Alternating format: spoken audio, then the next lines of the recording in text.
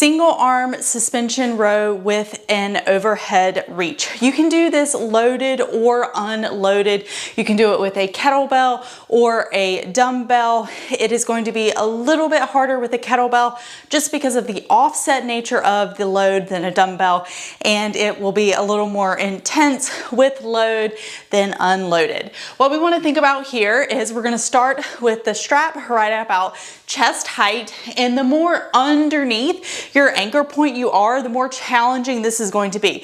So when my chest is closer to the anchor point, that means I'm going to be more horizontal, and that's going to be a lot more challenging. So you meet yourself where you're at to make the exercise work for you.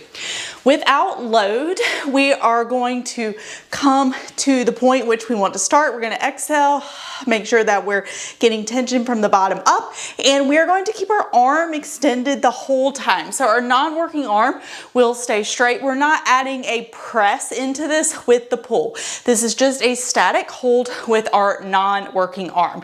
So the non-working arm, whether it is loaded or unloaded, will stay straight, and then we are going to row from there. As you're rowing, we want to make sure that we don't row with the chest first, that we're keeping that really nice stacked position, and you want to think about kind of reaching with your free hand as you're pulling with your working arm, and then you're going to come back, and I want you to let your chest open up just slightly so that scap comes around your rib cage, but you're still maintaining a lot of tension.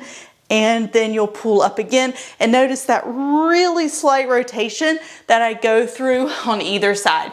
Admittedly, it is a little easier to get more of the rotation when you are unloaded versus loaded. So just keep in mind that we can change the intensity of things to focus a little more on, if you want mobility, we would want to use no load or a little bit lighter weight. But if you're looking for really more strength, then you would want to use load.